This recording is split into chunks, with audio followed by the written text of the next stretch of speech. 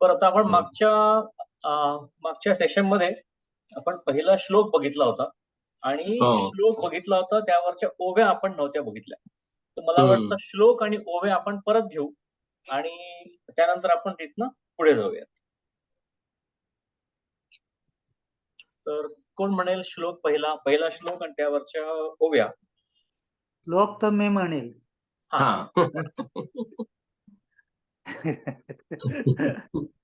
ओम श्री परमात्मने नमः. अथ एकादशोऽध्यायः.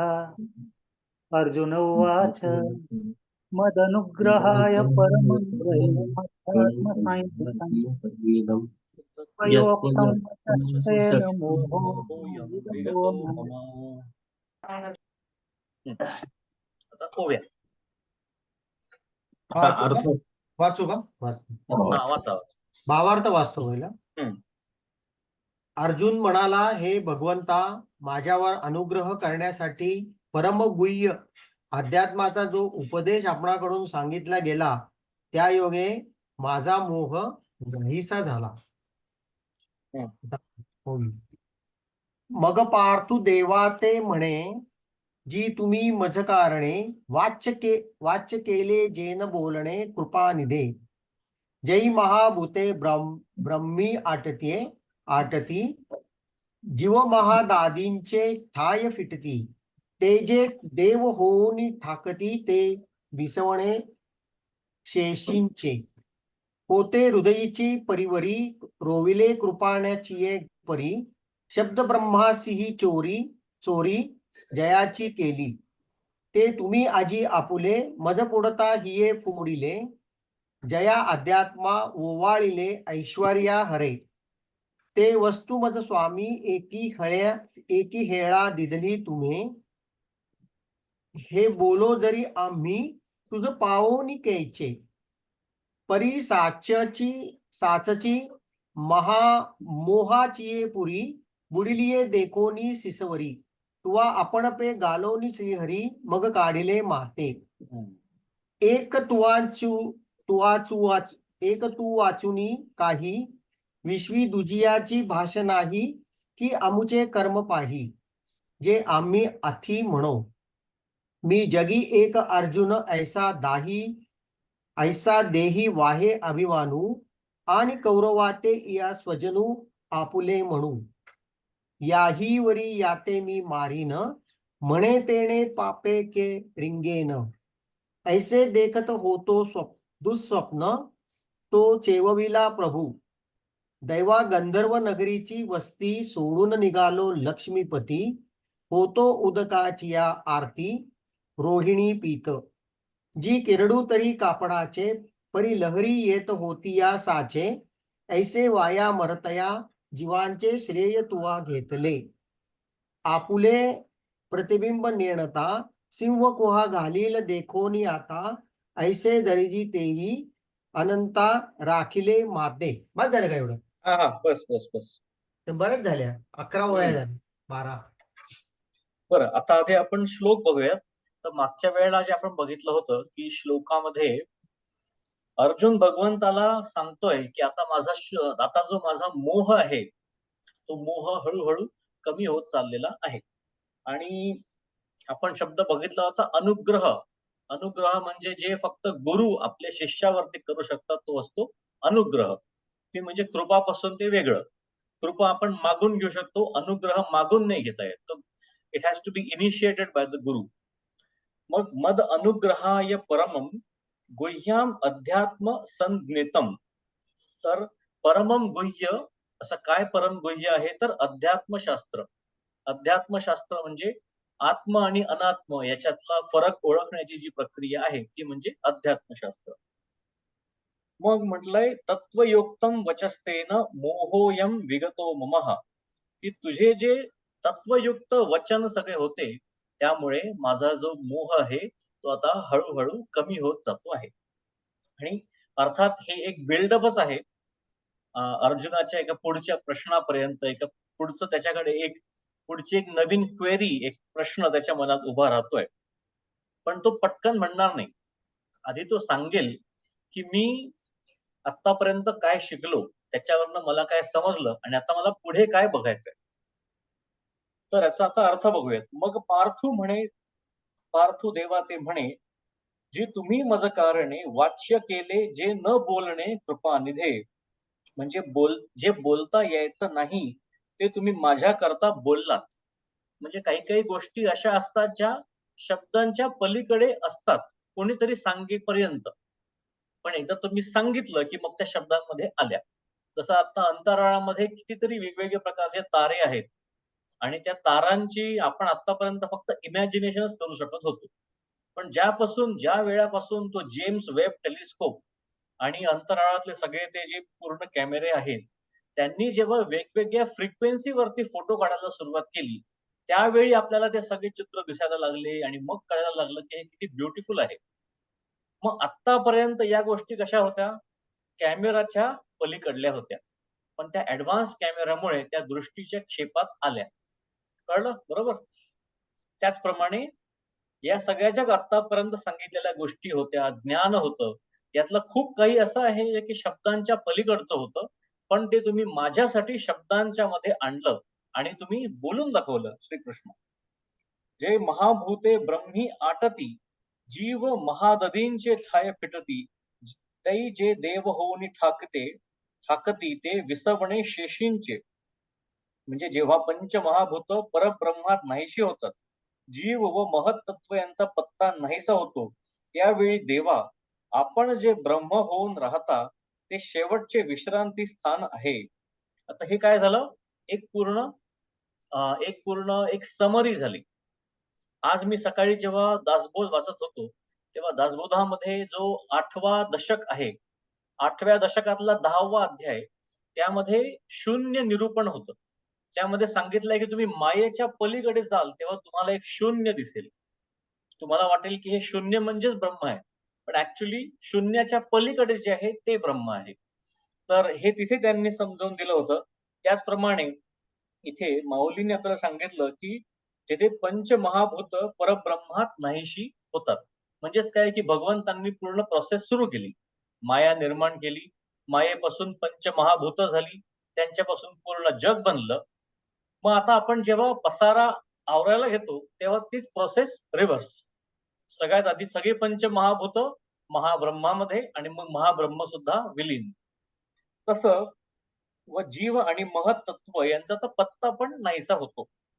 त्यावेळी देवा आपण जे ब्रह्म होऊन न राहता ते शेवटचे विश्रांती स्थान आहे, जी स्वरूप स्थिती वेदांनाही कळू न देता आपण आपल्या अंतःकरण रूपी घरात कृपणासारखी, बघा असं माऊलींचं वाक्य बघा, एखादा कंजूस व्यक्ती जसं आपल्या घरामध्ये काहीतरी लपवून ठेवतो. आता याच्यामध्ये एक मला माझ्या लहानपणचा एक किस्सा आठवतो, जो की आमच्या फॅमिलीमध्ये खूप फेमस आहे. की आमच्या घराच्या बाजूला जे राहायचे, त्यांचं असं होतं की जेव्हा तुम्ही दसऱ्याच्या दिवशी जेव्हा तुम्ही त्यांच्या घरी जाल, तेव्हा तुमच्या आणि त्यांच्या ओळखीच्या अनुसार तुमची एंट्री कुठपर्यंत आहे हे डिसाईड व्हायचं. तुम्ही जर त्यांचे फक्त वरवरचेच किंवा हो, येस, हाय बाय वालेच फक्त मित्र असाल, तर तुम्ही जेव्हा त्यांच्या भेटायला जाल तेव्हा तुम्ही फक्त हॉलमध्ये जाल. अजून जर थोडी घट्ट मैत्री असेल तर मग आतल्या रूम मध्ये चहा सोबत तुम्हाला मिळेल. आणि जर एकदमच असाल तर मग डायरेक्ट अजून आतल्या रूम मध्ये आणि इव्हन बेटर स्वागत. म्हणजेच काय झालं की त्याचप्रमाणे आता इथे माऊलींनी काय म्हटलंय की होते हृदयीची ये परिवरी, म्हणजे हृदयामध्ये साठवून ठेवलेलं हे गुह्य होतं. रोविले कृपणाची ये परी. रोविले म्हणजे लपवून ठेवलं. कोणासारखं? कंजूस माणसासारखं. परी शब्द ब्रह्म सिही चोरी जयाची केली. म्हणजे शब्द ब्रह्म म्हणजे काय? वेद. वेदांपासून सुद्धा तुम्ही हे चोरून ठेवलं. जे वेद तुमच्यापासून निर्माण झाले त्याच्यात सुद्धा तुम्ही याचं हे कव्हरेज ठेवलेलं नव्हतं, पण ते तुम्ही मला सांगितलं. म्हणजेच काय की ही इज बिंग ग्रेटफुल. त्याला अगदी खूप छान वाटतंय की भगवंतांनी माझ्यासाठी काय काय केलं. ते तुम्ही आजी आपुले मज पुढा हिये फोडिले जया अध्यात्मा ओवाळिले ऐश्वर्य हरे. ते वस्तू मज स्वामी एकी हेळा दिधली तुम्ही, हे बोलो तरी आम्ही तुझं पावोनी कैचे. परी साचची महामोहाची ये पुरी, बुडाले या देखोनी सीसवरी.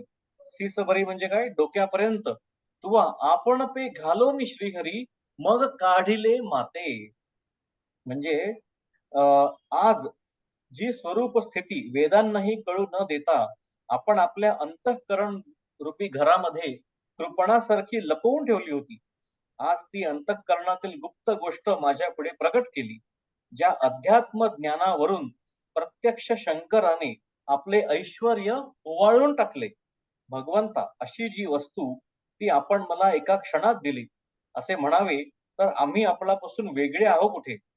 तर खरोखर मोहरूपी महापुरात मला मस्तकापर्यंत बुडालेला पाहून तुम्ही मला स्वतः उडी घालून त्यातनं बाहेर काढले. म्हणजे एक वाक्य असं सुद्धा होतं की जेव्हा लहान मुलगा आणि वडील जेव्हा सोबत चालत असतात, तेव्हा भले लहान मुलांनी वडिलांचा हात सोडला असेल, पण वडिलांनी मात्र लहान मुलाचा हात नेहमी धरलेला असतो. मग त्याचप्रमाणे इथे भगवंतांनी काय केलं की जेव्हा त्यांना कळलं की आता जसं मागे एकदा अर्जुन बोलला होता व्यामिश्रेणेव, आणि म्हटला होता की माझं डोकं गोल गोल फिरतंय, चक्कर येते, मला काही कळत नाहीये काय करू. म्हणजेच काय की त्याला मायेनी पूर्ण घेरलं होतं. त्यावेळी भगवंता तुम्ही उडी मारून मला त्या मोहातनं बाहेर काढलं, म्हणून सुद्धा तुमचे धन्यवाद. पण आता धन्यवाद म्हटलं तर मी वेगळा तुम्ही वेगळे असं सुद्धा होतं, मला ते पण सांगायचं नाही. एक तू वाचून वाचून काही विश्वी दुजियाची भाष नाही, की आमुचे कर्म पाही जे आम्ही आथी म्हणू. मी जगी एक अर्जुनू ऐसा देही वाहे अभिमानू, आणि कौरवाते या स्वजनू आपले म्हणे. आता आता तो एक्सप्लेन करतोय. हे म्हणजे बेसिकली माऊलींनी एक छोटस रिकॅप आपल्या सगळ्यांसाठी जे केलेलं आहे की पूर्ण भगवद्गीतेच्या सुरुवातीला अर्जुनाला मोह जो झाला होता, तो मोह कसा होता, त्याला काय म्हणायचं होतं, हे सगळं माऊलींनी आपल्याला पटकन इथे सांगितलं. आता याचं करंट ज्ञान, आत्ताचं ज्ञान, सगळं काही शिकल्यानंतर आणि आधी काय होतं, ह्या दोन गोष्टी तो कम्पेअर करतो. आपण कुठेही कुठलीही नवीन गोष्ट शिकताना आपल्याला आपण कुठे होतो आणि आता आपण कुठे आलो हे आपल्याला अगदी कळतं. त्याला पॉइंट ए टू पॉइंट बी असं आपण ते जर्नी असतो आपला. तसंच इथे म्हणतायत एक तुझ्या वाचून त्रैलोक्यामध्ये दुसऱ्या कशाचीही वार्ता नाही. आता हे त्याला कसं कळलं? विभूती योगामुळे कळलं. बरोबर? विभूती योगामध्ये त्याला कळलं की कुठे कुठे विभूती आहेत, आणि त्याच्या आधीच्या युगात सुद्धा कळलं. राजविद्या राजगुह्य योग मध्ये सुद्धा कळलं की पूर्ण जगाचं बीज म्हणजे तो कृष्ण त्याच्या समोरच उभा आहे. आमचे दुर्दैव असे पहा की आम्ही कोणीतरी आपल्यापेक्षा वेगळे आहोत असे आम्ही आतापर्यंत समजतो आहे. हे म्हणजे याचं अजून एक उदाहरण कसं, की समजा एखादी फॅक्टरी आहे आणि फॅक्टरीमध्ये अॅन्युअल डेच्या दिवशी सगळेजण एकत्र जेवतायत. तिथे सगळे कामगार पण आहेत, पण त्या सगळ्या गर्दीमध्ये जो कंपनीचा मालक आहे तो सुद्धा येऊन बसला आणि त्या लोकांसोबत घुळून मिळून अगदी गप्पा मारून जेवण करून गेला, आणि सगळ्या लोकांना वाटलं की हा आपल्यासारखाच आहे. नंतर जेव्हा सगळा समारंभ सुरू झाला तेव्हा कळलं की हा तर सीईओ निघाला कंपनीचा. मग सगळ्यांना वाटायला लागतं की अरे मी कसा वागलो या माणसासोबत, हा तर एवढा मोठा माणूस होता. आता अर्जुनाची स्थिती अगदी सेम तशीच होतीये की मी आतापर्यंत याच्याशी कसा कसा वागलो कृष्णाशी. तर बघा काय म्हणतोय, जगात मी एक अर्जुन आहे असा देहाच्या ठिकाणी अभिमान धरून देहासंबंधी जे कौरव बाकीचे या सगळ्यांना आपले भाऊ समजत होतो, आणि त्यांना मी मारीन असा त्या पापाच्या योगाने मला कोणती गती मिळेल अशी वाईट स्वप्न मी पाहत होतो, तोच आपण मला जाग केलं. मी गंधर्व नगरीतील वस्ती सोडून पाणी पिण्याच्या इच्छेने मृगजळ पीत होतो. महाराज, साप हा कापडाचाच होता, पण तो चावला असा भ्रम होऊन विषाच्या लहरी मात्र येत होत्या. आता हे म्हणजे माइंड ओव्हर बॉडी असं त्याला म्हणतात. हे तसंच आहे की भलेही तुम्हाला लागलेलं नाहीये, पण हिप्नोसिसच्या अवस्थेमध्ये जर कोणी तुम्हाला कन्व्हिन्स केलं की तुमच्या हाताला खूप लागलाय, तुमचं ब्रेन त्या सगळ्या फिलिंग्स ऍक्च्युली तयार करून तुम्हाला तो एक्सपिरियन्स देऊ सुद्धा शकतो. आपण मरतो असे भ्रमाने वाटणाऱ्या जीवाला वाचवण्याचे तुम्ही पुण्य घेतले, पण आपलेच प्रतिबिंब आहे हे आता हे बघा, ही जी गोष्ट आहे की सिंह असतो, तो सिंह आपलेच प्रतिबिंब आहे बघून तो पाण्यात उडी मारतो. ही गोष्ट किती जुनी, हे कसं कळेल? तर ही या गोष्टीचा उल्लेख ज्ञानेश्वरीमध्ये सुद्धा आहे. म्हणजेच ही गोष्ट त्या काळी सुद्धा सांगितली जायची लहान मुलांना. हिसाब नीती. इसाप नीती म्हणजे इसाप नीती त्या काळी सुद्धा होती 750 वर्षांपूर्वी.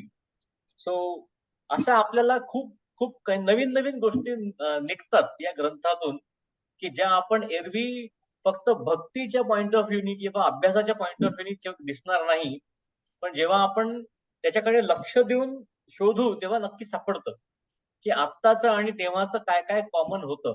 आपण मागच्या सेशन मध्ये बघितलं की लुगडं लग्नामध्ये काय काय कसं एकमेकांना लुगडं आणि शालू वगैरे देतात, ते सुद्धा त्यांनी सांगितलं होतं. मग आपण मागे एकदा सांगितलं होतं की कोणाचं काहीतरी चांगलं झालं असेल तर त्या दिवशी ते लोक घरी गुढी उभारतात. म्हणजे ते गुढी उभारणं म्हणजे काहीतरी चांगल्या गोष्टींचं लक्षण आहे. म्हणजेच काय की या ग्रंथातली भाषा आपण थोडासा अभ्यास केला तर त्या काळचं कल्चर कसं होतं हे आपल्याला बघायला एक छोटासा एक ग्लिम्स त्यामध्ये मिळतो. तर इथे म्हटलंय की आपुले प्रतिबिंब नेणता सिंह कुहा घालील देखोनी आता ऐसा घरीजे देवी अनंता राखिले माते. म्हणजेच आपले प्रतिबिंब आहेच, आपलेच प्रतिबिंब आहे हे न समजता सिंह विहिरीत उडी घालणार तेवढ्यात त्याला सावरून धरावे, त्याप्रमाणे तुम्ही माझे रक्षण केले. किती सुंदर उदाहरण दिलेलं आहे माऊलींनी इथे. म्हणजे लहान मुलांची गोष्ट पण त्याचं कनेक्शन थेट कृष्णासोबत लावलेलं आहे. अतिशय सुंदर. तर आता ही झाली 55 क्रमांकाची ओवी. आता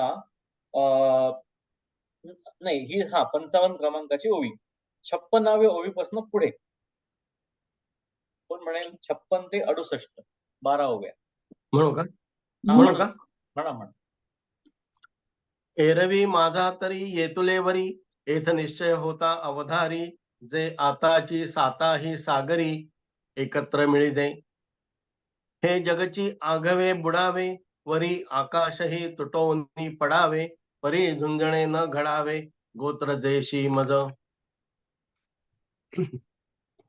ऐसिया अहंकाराची वाढी, मिया आग्रह जळी दिदली होती बुडी, चांगची तू जवळा एरवी काढी, कवणू माते.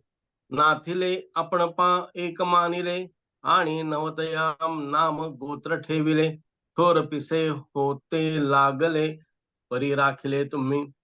मग जळत काढले जोहरी, तै ते देहासीच भय अवधारी, आता ते जोहार वाहर दुसरी, चैतन्या सकट.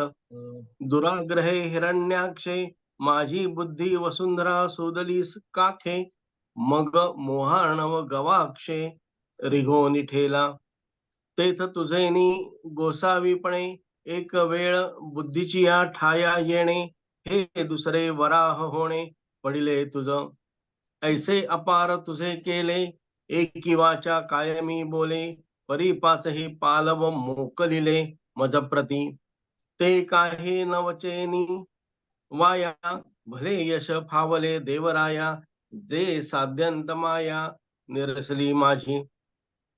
आजी आनंद सरोवरीची कमळे, तैसे हे तुझे डोळे, आपल्या प्रसादाची रावळे जया लागी करीती. हा हो तयाही आणि मोहाची भेटी, हे कायसी पाबळी गोठी, केवती मृगजळाची वृष्टी वडवा नळेसी. आणि मी तव दातारा, ये कृपेची हे रिघोनी गाभारा, घेत आहे चारा ब्रह्मरसाचा. तेणे माझा जी मोह जाये, एथ विस्मोह काही आहे, तरी उद्धरलो की तुझे पाये, शिवतले आहाती. चला उत्तम. तर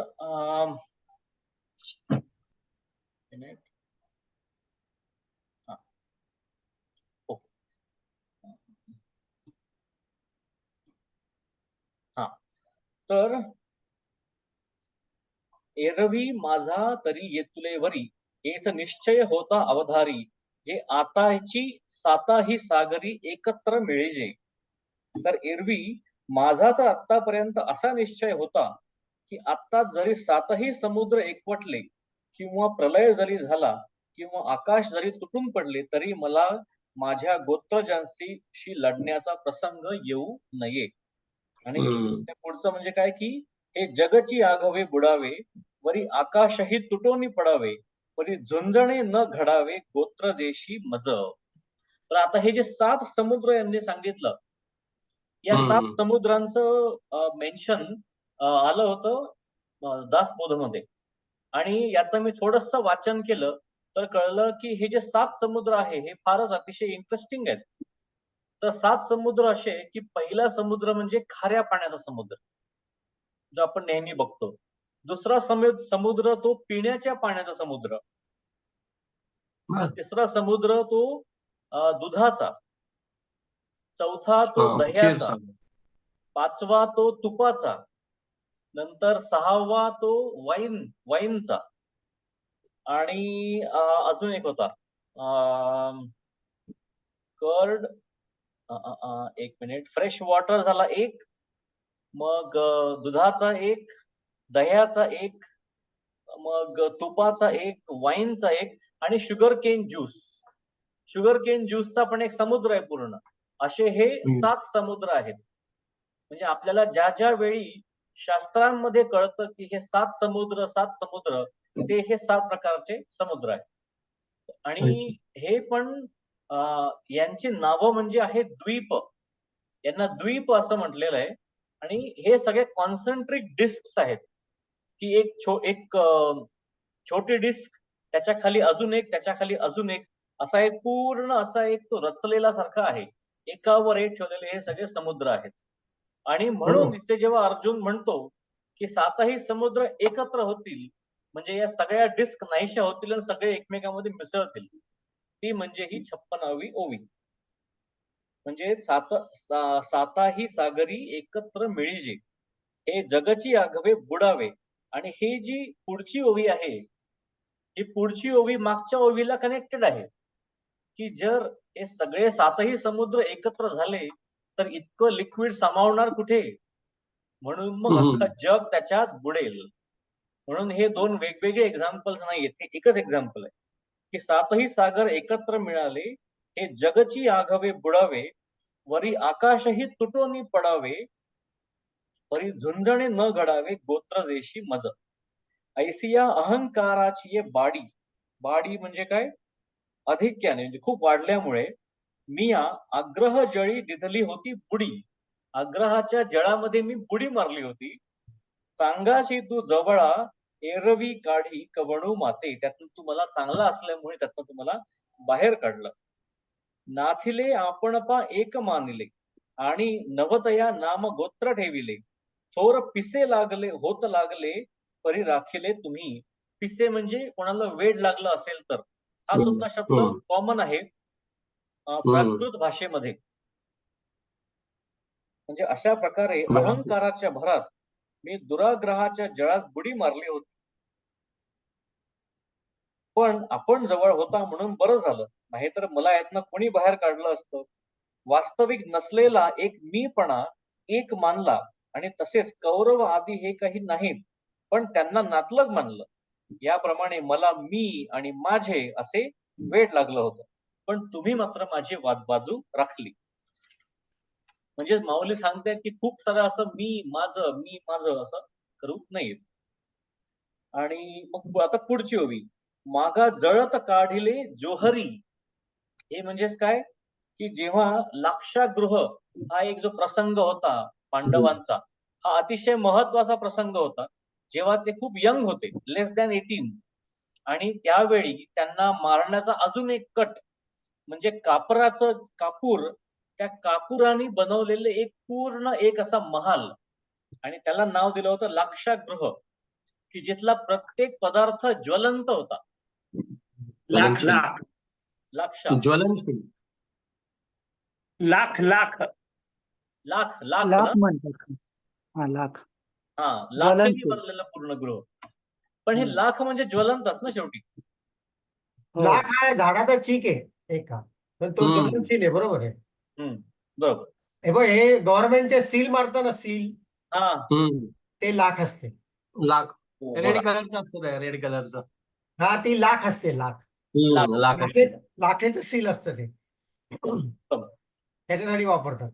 तर मग अशा लाखेचं बनवलेलं पूर्ण घर जे होतं, किंवा जे एक मिनिट, कोणीतरी आलंय दारावर, एक सेकंड.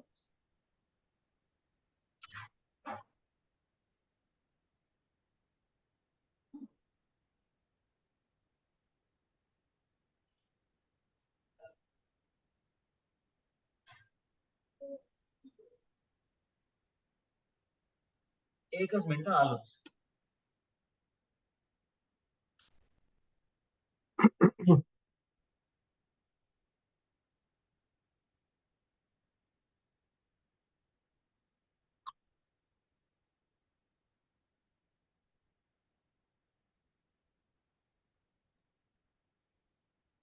रवी, आज मार्केट बघितलं का? अरे काय धमाल चालली आहे. डिफेन्सचे शेअर्स कुठले कुठे. अहो, हो ना. पारस डिफेन्स आहे ना, हा, तो बघा, ह्याला आज वार काय, सोमवारी 20% वर गेला बर. आणि आज 20% वर गेला. 2 हो दिवसात 40% वर गेला. हो. अरे मला सांगितलं होतं एकाने स्पारस घ्यायला, मी घेऊन विकले. आणि ती, हो ना, मग काय विकायचं, बरोबर आहे. फार थोडक्यात विकले. 750-800 रुपयाला विकले. आता 1200 रुपये झालाय तो. हो का. फार डिफेन्सचे शेअर. आमचा पण HL वगैरे वाढले ना. नाही ना, मी विकून टाकले आज. HL, कोचिन शिप विकले. अरे मी- HL खूप जाणार आहे पुढे. नाही, आता येईल खाली मार्केट थोडस, तेव्हा परत घेऊ. हा, मार्केट कधीतरी खाली येणार. यायलाच पाहिजे आता. ते खरंच काय आहे. म्हणजे, तर लोक पण म्हणले आम्ही कन्फ्युज झालोय म्हणून. हे हो हो हे हो. आम्हाला आता, आम्ही वाट बघतोय डीपची, तर येतच नाहीये. तर किती मोठे डीप येईल काय सांगता येत नाही आता. हो हो हो. बरोबर, मी रविवारीच ऐकलं मी ते, आज डीप खूप येणार विकला, आहे. त्यामुळे आज माल खूप विकून टाकला. हो हो ना. मग काय काय आणि भरोसा फारच नाही. कसं काय बरोबर वाटलं. हा, मोदींचं तिकडे सक्सेसफुल झालं ना. नाही, त्यांनी डिफेन्स पॉलिसी चालू ठेवणार म्हणलं, तशी आहे तशी. हम्म. राजनाथ सिंग, हम्म. त्यामुळे डिफेन्सचे शेअर जेवढे. भारत फोर्सला पण आज सर्किट लागलं. हो का. हो, बर. खूप खूप भारत खूप फोर्स डिफेन्सच्या शेअरला अपर सर्किट लागले सगळीकडे. हो. बापरे, गोंधळ झालाय आज. चालेल ते, मला एकाने सांगितलं होतं बरं का, पारस घे म्हणून, पण मी काय घेतला होता. जरा दुर्लक्षच केलं. मी घेतले होते, चालेल. 20% प्रॉफिट झाले, विकून टाकले. झालं, ते नुकसान झालं बघा. हम्म. चालेल, ठीक आहे. कधी 12 शेअरची कधी लिस्ट आहे डिफेन्सच्या, 12 शेअर्स आहेत. तुम्ही बघतो मी परत एकदा गुगलला चेक टाका ना, करतो. गुगलला डिफेन्स शेअर्स इन इंडिया, लगेच हो येतो. हा, गुगलवरनं हो मी हो. प्लेवरनच खाली डाउनलोड केले. हो ना. हम्म. चला. काय त्या ज्ञानेश्वरीचं तुमच्या, बघा, हे मधल्या काळात शेअरच्या गप्पा मारल्या लोकांनी. ते पण ज्ञानच आहे. आपला भाग सुरू आहे. चांगलाय चांगलाय. बरं, तर आपण म्हणत होतो की जेव्हा जेव्हा लाक्षागृहामध्ये जेव्हा पांडवांना मारण्याचा प्रयत्न झाला, त्यावेळी सुद्धा कृष्णा अशी अरेंजमेंट केली होती की एकीकडे त्याच लाक्षागृहातून निघण्यासाठी एक भुयार बांधून तयार होतं. त्यातनं ते सगळे पांडव त्यांच्या आई सकट बाहेर निघाले. बाहेर पडले. बाहेर तर पडले, पण त्यानंतर पटकन सदृश्य नाही झाले. मग त्यांनी थोडा काळ वनामध्ये घालवला. मग त्यांनी जेव्हा परत एंट्री घेतली, तेव्हा ती अगदी राजासारखी ग्रँड एंट्री घेतली होती. तो पण एक खूप छान थरारक सीन आहे, जेव्हा सगळे पांडव जेव्हा परत येतात द्रौपदीच्या स्वयंवरामध्ये. तो सुंदर सीन आहे सुद्धा. बरं, तर ते देहासीच भय अवधारी, आता जे जोहर वार दुसरी चैतन्या सकट. म्हणजे आता काय होतं की मागे लाक्षागृहात जळत असताना आपण वाचवले खरे, पण त्यावेळी फक्त स्थूल देहालाच फक्त भय होतं. पण आता या मोहरूपी अग्नीची पीडा काहीतरी वेगळीच आहे. कारण ती माझ्या अंतरात्म्यापर्यंत पोचली आहे, चैतन्यापर्यंत पोचलेली आग आहे. मग दुराग्रह हिरण्याक्षे माझी बुद्धी वसुंधरा सुदली काखे, मग मोहार्णव गवाक्षे रिघोनी ठेला. म्हणजे विष्णूच्या आणखी एका अवताराची अजून एक कथा, की दुराग्रह रूपी हिरण्याक्ष दैत्याने माझी म्हणजे दुराग्रहाने माझी बुद्धी कशी पूर्ण घेरली होती. दुराग्रह रूपी हिरण्याक्ष दैत्याने माझी बुद्धिरूपी पृथ्वी काखेत मारली व मग तो मोहरूपी समुद्राच्या दरवाजाने आत शिरला. महाराज, आपल्या सामर्थ्याने पुन्हा ती बुद्धी मूळ ठिकाणाला आली. देवा, आपल्याला हा दुसरा अवतारच धारण करावा लागला.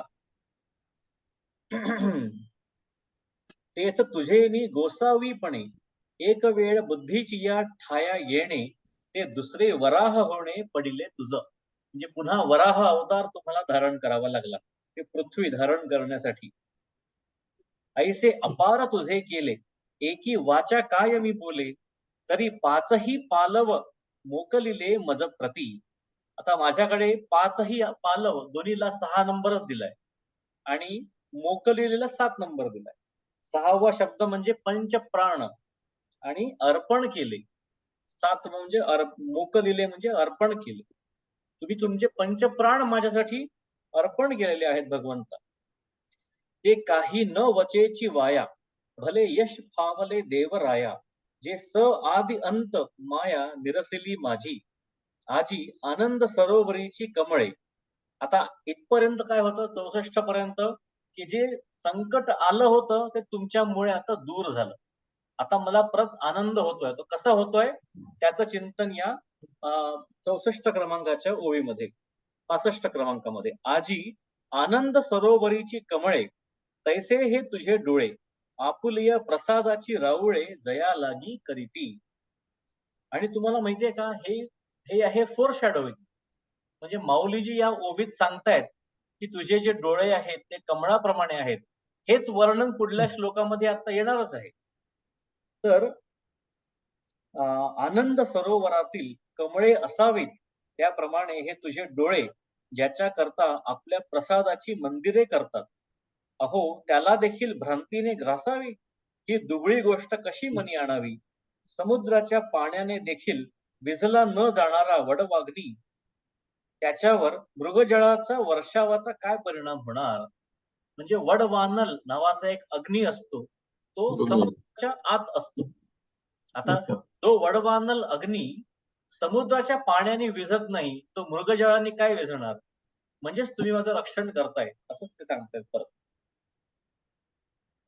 त्यात हे श्रीकृष्ण, मी या कृपेच्या गाभाऱ्यात शिरून ब्रह्मरसाचे भोजन करीत आहे. मला वाटतं हे असंच एक अर्थाची ओवी आपण आधी सुद्धा एकदा ऐकली होती किंवा बघितली होती, की आनंदाच्या गाभाऱ्यामध्ये बसून अर्जुन हा ब्रह्मरसाचं जेवण करत होता. त्यावेळी आपण बघितलं होतं की ज्ञानाचा सूर्योदय होतोय, असं माऊलींनी तिथे वर्णन केलं होतं, की एकीकडे ज्ञानाचा सूर्योदय होत आहे आणि ते सगळे किरण येऊन त्या गाभाऱ्यात पडतायत. त्या गाभाऱ्यामध्ये अर्जुन बसलेला आहे आणि समोरच्या ताटामध्ये ब्रह्मरस त्याला वाढलेला आहे, असं माऊलींचं ते वर्णन होतं. आणि इथे सुद्धा तसंच सांगितलंय की आणि मी तव दातारा, ये कृपेची ये रिघोनी गाभारा, घेत आहे चारा ब्रह्मरसाचा. चारा म्हणजे जेवण. तेणे माझा जी मोह जाये, एथ विस्मो काही आहे, तरी उद्धरलो की तुझे पाये शिवतले आहाती. आता ही ओवी फार महत्वाची आहे. 68 क्रमांकाची ओवी. तेणे माझा जी मोह जाये. आता इथे म्हटलंय मोह जाये. जाये म्हणजे काय, जी वस्तू जाते ती येऊ पण शकते, पण जी वस्तू नष्ट होते ती परत येऊ शकत नाही. म्हणून या श्लोकामध्ये सुद्धा जे मोहांचं वर्णन केलं होतं, की मोहायम विगतो मम, त्यालाच अनुसरून माऊलींची ओवी, की तेने माझा मोह जाये, एथ विस्मो काही आहे. म्हणून माऊलींनी सुद्धा नष्ट नाही म्हटलंय. कारण मोह नष्टा स्मृतिर्लब्धा हे नंतर येणार आहे 18वा अध्याय 73 क्रमांकाचा श्लोक. तरी उद्धरलोकी तुझे पाये शिवतले आहाती देवा, त्याने माझा मोह जाईल याच्यात काय आश्चर्य. खरोखर तुमच्या पायाची शपथ घेऊन सांगतो, माझा उद्धार झाला. असं अतिशय गोड शब्दामध्ये अर्जुनाने भगवंतांना सांगितलं. आणि आता या गोड शब्दांनंतर आपण जाऊयात पुढल्या अजून गोड श्लोकाकडे. तो आहे दुसरा श्लोक. कोण म्हणेल हा श्लोक? हा, मी म्हणू? हा, म्हणा अशोकजी म्हणा. भवाप्ययैः भूतानां श्रुतो विस्तरशो मया त्वत्तः कमलपत्राक्ष महात्म्यमपि चाप्ययम्. याचा अर्थ, हे कमलनयना, मी सर्व भूतांची उत्पत्ती व लय तुझ्यापासून होतात हे तुझ्या तोंडून सविस्तर ऐकले व अव्यय महात्म्यही ऐकले. पोळ्या म्हणतात. पै कमलायत डोळसा सूर्यकोटी तेजसा मिया तुझ वासोनी तुझ पासोनी महेशा परिसिले राजी ये भूते जया परी होती अथवा लया हन जैसेनी जाती ते मज पुढा प्रकृती विवंचली देवे आणि प्रकृती किर उगाणा दिधला वरी पुरुषाचाही ठावो लाविला दाविला जयाचा महिमा पांघरोनी जाहला धडवता वेदू जी शब्दराशी वाढे जिये का धर्मा ऐशिया रत्ना ते विये ते येथींचे प्रभेचे पाये ओळगे म्हणूनी ऐसे अगाध महात्म्य जे सकळ मार्गई गगम्या जे स्वाप्नानुभवरम्या ते इया परी धाविले जैसा केरू फिटलिया आभाळी दिठी रिगे सूर्यमंडळी हा ते सारुनी बुबळी जळ देखिजे ना तरी उकलता सापाचे वेडे ऐसे चंदना खेव देणे घडे अथवा विवसी फळे मग चढे निधान होता तैसी प्रकृती हे आड होती ते देवेची सारोनी परवती मग परतत्व माझी मती शेजार केले म्हणून ये विषयीचा मज देवा भरमसा कीर जाहला जीवा परी आणिक एक हेवा उपनला असे तो भिडा जरी म्हणो राहो तरी काना कवणा पुसो जाओ काय तुझ वाचोनी ठावो जाणता आहो आम्ही जळचरू जळाचा अभारू धरी बाळक स्तन पाणी उपरोधू करी तरी जया जिणया श्रीहरी आन उपायो असे म्हणून भीड साकडी न धरवे वा आवडे तेही तुझ पुढा बोलावे तव हे म्हणितले देवे साड सांगव. चला, उत्तम.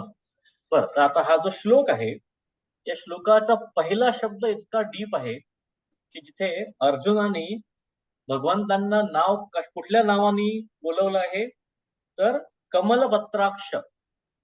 कमल पत्र अक्ष, अक्ष म्हणजे डोळे, कमलपत्र म्हणजे कमलाचं जे पान असतं. तर एक तर याच्यामध्ये शाब्दिक अर्थ किंवा लिटरल मीनिंग असं आहे की ज्याचे डोळे कमलपत्राप्रमाणे सुंदर आहेत, हा झाला एक अर्थ. दुसरा अर्थ असा आहे की माझ्याकडनं कितीही चुका झाल्या तरीही, जसं ज्याप्रमाणे कमलपत्रावरती कितीही पाणी पडलं तरी ते पत्र ओलं होत नाही, त्याचप्रमाणे माझ्याकडनं कितीही चुका झाल्या तरीही भगवंता तुझी दृष्टी ही माझ्यापर्यंत नेहमी प्रेमानेच पोचते. तुझ्या डोळ्यांमध्ये तो कचरा किंवा माझे सगळ्या जुन्या गोष्टी कधीही राहणार नाही. असा तू ग्रेट आहेस म्हणून तू कमलपत्राक्ष. हे सुद्धा यातला अजून एक अर्थ आहे. तिसरा त्यातला अर्थ असा आहे कमलपत्राक्ष मधला की एखादी वस्तू जेव्हा आपण बनवतो तेव्हा ती वस्तू किंवा त्या सगळ्या गोष्टी बनवल्यावर आपण त्याला अटॅच होतो, बरोबर. एखादा आपण समजा आपण एक नवीन दैनंदिन क्रम बनवला आणि तो क्रम फक्त आपणच फॉलो करतोय, अजून कोणी जगात करत नाहीये, पण तरीही आपल्याला त्या दैनंदिन क्रमाबद्दल सुद्धा एक आपुलकी वाटते की हा हे मी काहीतरी चांगलं सुरू केलेलं. आणि आता कोणी जरी येऊन जेव्हा डिस्टर्ब करतं की चला आपण बाहेर जाऊ, तेव्हा असं वाटतं की मी काहीतरी केलं होतं पण आता डिस्टर्ब होतं बघा. म्हणजेच काय झालं की त्या क्रिएशन मध्ये आपण अडकतो. परंतु भगवंतांचं कसं आहे की भगवंतांनी हे सगळं काही बनवलं, त्यात ते स्वतः येऊन राहिले, पण कसे राहिले तर अलिप्त होऊन राहिले. आणि ते अलिप्तता कशी आहे तर कमलपत्राक्षासारखी अलिप्तता आहे. म्हणून सुद्धा तो शब्द फार महत्वाचा आहे, कमलपत्राक्ष. तर मग म्हटलंय की भवाप्ययौ हि भूतानाम श्रुतौ विस्तरशो मया. आता इथे श्रुतौ शब्दो हा महत्वाचा आहे. ठीक आहे. एक असतं की मी जाणलं, एक असतं की मी ऐकलं. तर भगवंतांना तो इथे काय म्हणतोय अर्जुन अतिशय स्मार्टली बोलतोय सगळं गोड, पण बोलताना काय म्हटलं की तुमच्याकडनं मी ऐकलं की या सगळ्यांची उत्पत्ती तुमच्याकडनं होतीये. म्हणजे ते रीडिंग बिटवीन द लाईन्स जे असतं, ते रीडिंग बिटवीन द लाईन्स काय आहे की मी हे तुमच्याकडनं ऐकलं, आता मला बघायचंय. म्हणून आता प्रत्येक श्लोकामध्ये रीडिंग बिटवीन द लाईन्स करायचं आहे आपल्याला. भवाप्ययो हि भूतानाम श्रुतौ विस्तरशो मया. हे कमलपत्राक्षा, भूतांची उत्पत्ती व नाश हे तुझ्याकडून मी सविस्तर ऐकलं. त्वत्तः कमलपत्राक्ष महात्म्यपि च अव्ययम. मग तुझे अपार असं ऐश्वर्य हे सुद्धा मी ऐकलं. च म्हणजे अँड किंवा अजूनही आहे तसं.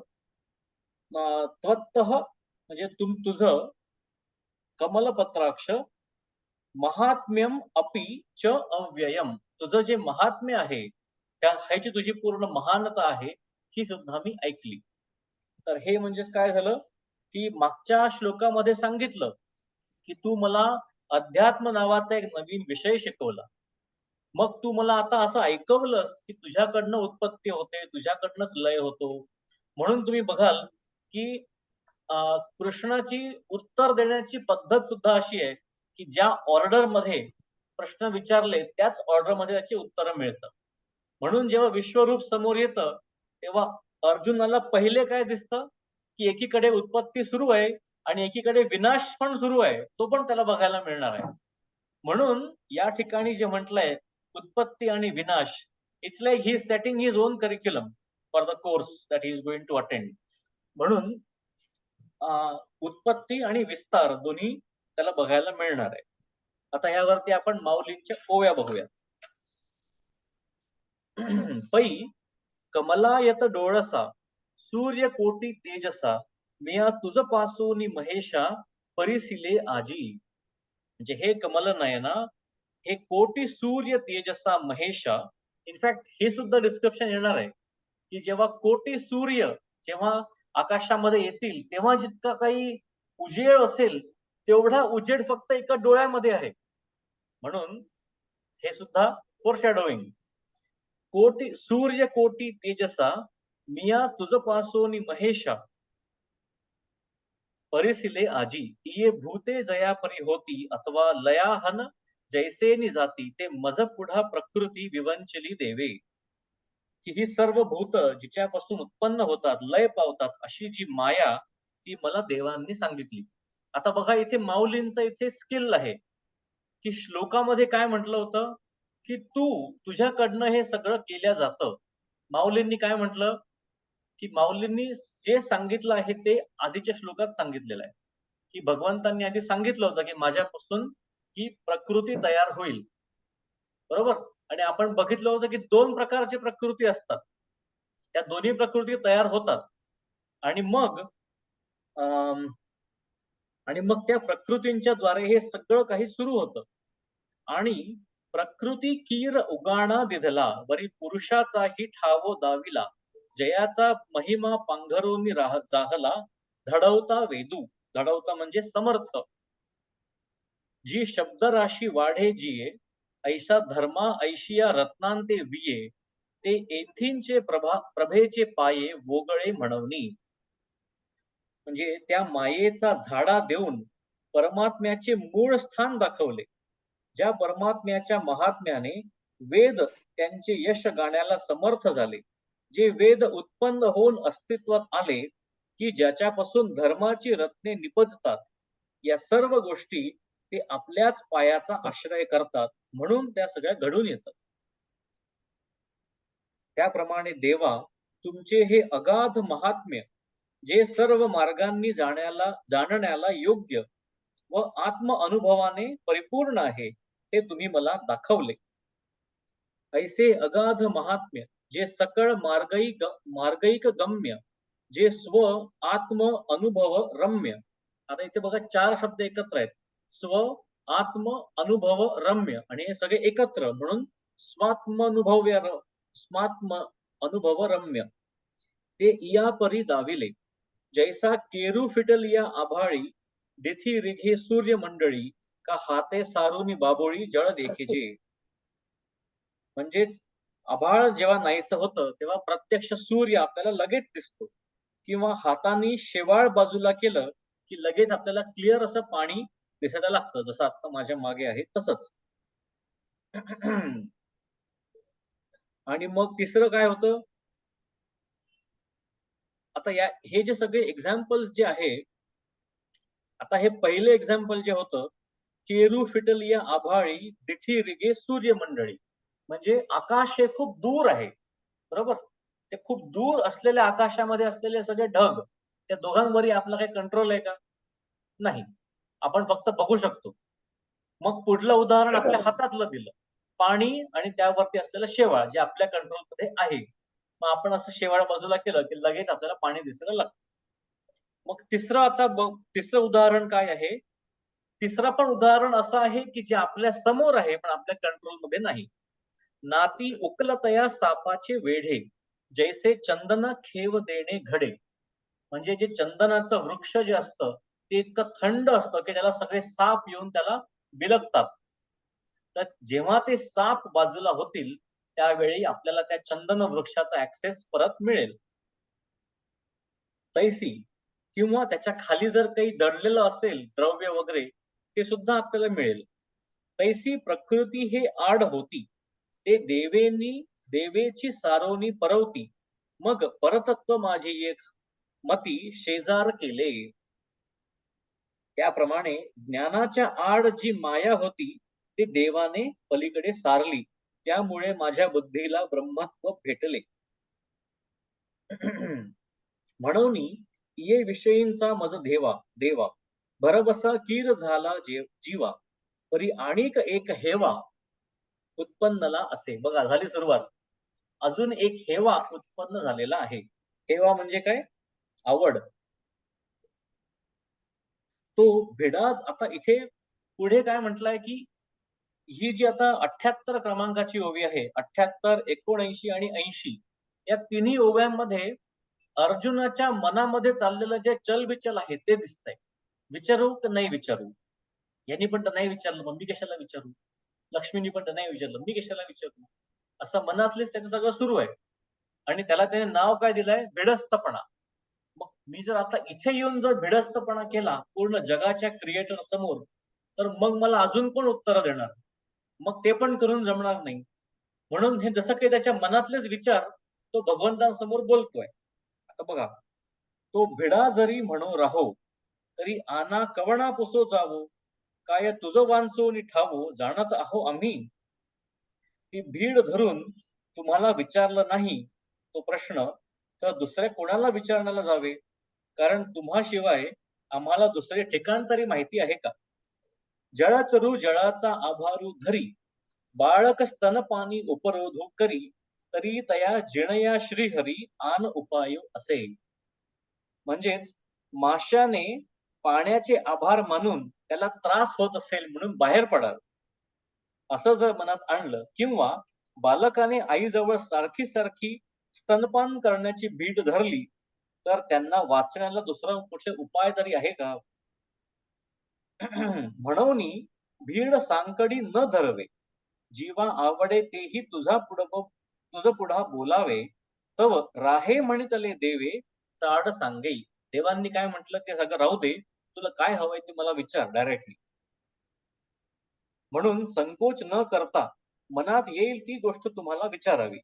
इतके अर्जुन म्हणतो आहे तोच. देव म्हणाले की हे तुझे बोलणे राहू दे, तुला कोणती इच्छा झाली आहे ते सांग. आता ही 80 क्रमांकाची ओवी बघा. 80 क्रमांकाच्या ओवीमध्ये माऊलींनी कृष्णाला बोलता केलंय.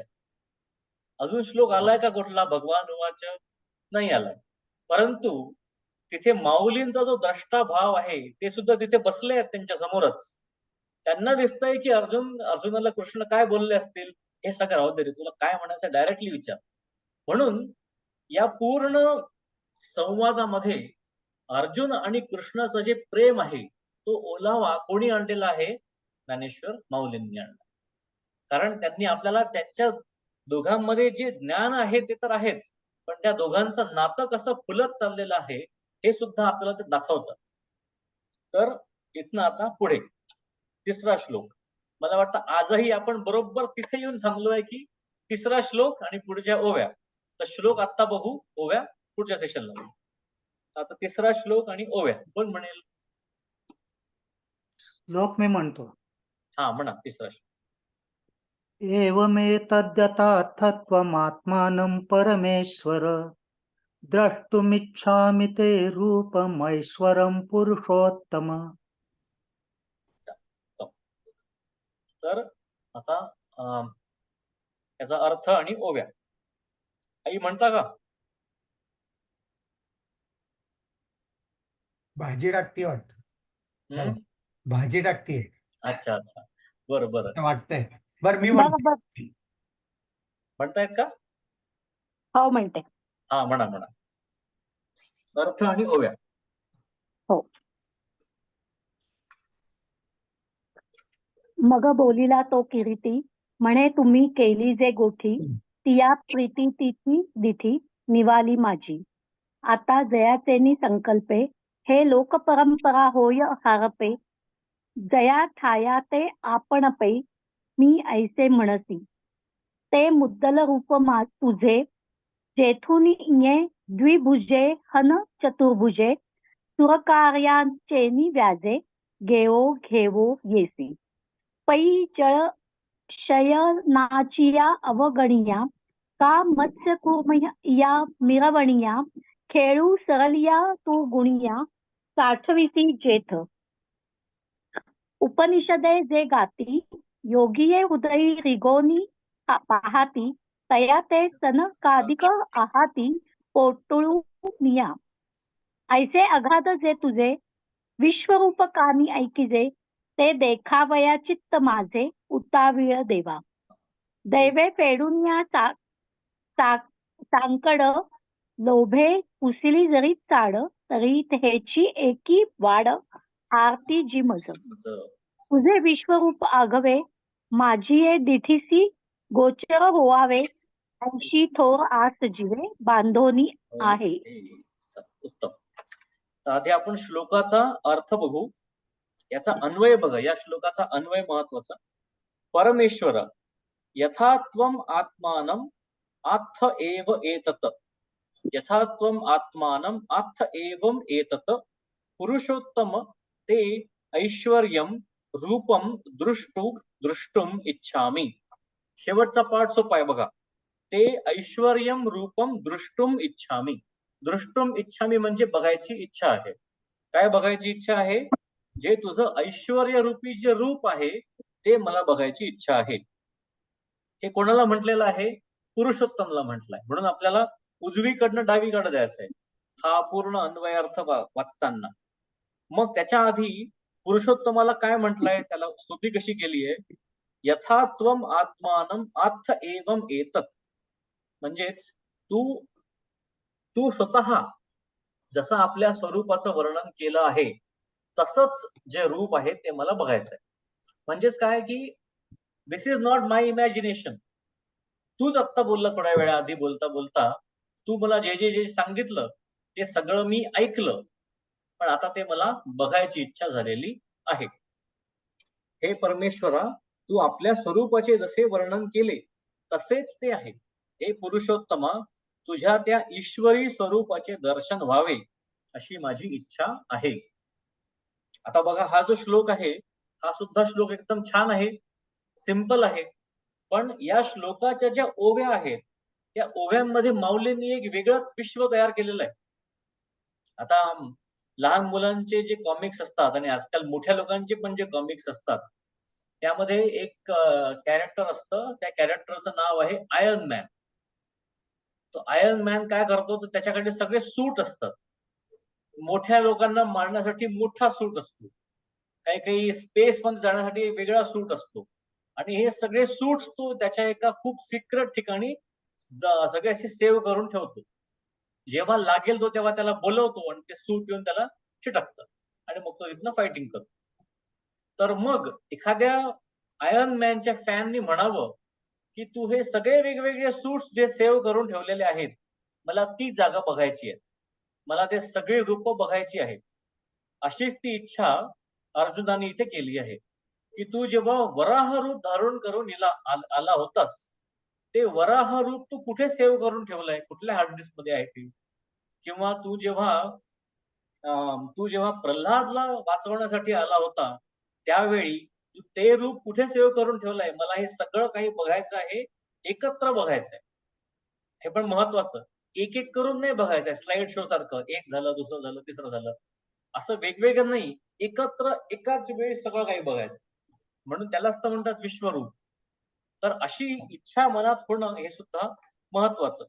तर यावरती आता ज्या माऊलींच्या सगळ्या ओव्या आणि त्याचा जो अर्थ आहे तो आपण बघूयात पुढल्या सेशन मध्ये, कारण त्याच्यामध्ये पण खूप काही काही काही दडलेलं आहे आणि ते सुद्धा आपण बघूयात. मजा येईल बघायला. चालेल. आणि गुरुवारचं सेशन नक्की होणार आहे कारण वीकेंडला मी ट्रॅव्हल करतोय आणि मंडेलाच मी परत येणार आहे. त्याच्यामुळे शक्यता अशी आहे की पुढल्या मंगळवारचं सेशन कदाचित नाही होणार. त्यामुळे या गुरुवारचं सेशन मात्र नक्की होणार. सो आपण तेव्हा भेटूयात. आता आपण म्हणूयात फसायला. आता विश्वात्मके देवे येणे भाग्यविधी तोषावे तोषोनी मज द्यावे पसाय दान दे. जे खळांची व्यंकटी सांडो तया सत्कर्मी रती वाढो. भूता परस्परे पडो मैत्री दुरितांचे तिमिर जावो. विश्वस्वधर्म सूर्ये पाहो. जो जे वांछील तो ते लाहो. प्राणी जात वर्षत सकळ मंडळी ईश्वर निष्ठांची मांदियाळी. अनवरत भूमंडळी भेट तू भूता. चला कल्पतरूचे आरव. चेतनामणीचे गाव. बोलते जे अर्णव. पियुषांचे चंद्रमे जे अलांछन. मार्तंड जे तापहीन. ते सर्वाही सदा सज्जन. सोयी हो तू किंबहुना सर्व सुखी. पूर्ण होऊनी तिन्ही लोकी. भजजो आदिपुरुषी. अखंडित आणि उपजीविये. विशेषी लोकी ये. दृष्टा विजये हो आबीजी. ये थंबणे श्री विश्वेश्वराव. हाईल दान पसावो. येणे बरे ज्ञान देवो. सुखिया झाला. सुखिया झाला. सुखिया झाला. येणे बरे ज्ञान देवो. सुखिया झाला. पंढरीनाथ महाराज की जय. श्री ज्ञानेश्वर महाराज की जय. पांडुरंग. वा छान छान. मस्त आला, मस्त. बेस्ट. चला ओके. Good night. सगळ्यांना भेटूयात परत गुरुवारी. छान काळजी घ्या झालं. सगळ्यांनी. Good night. Good night.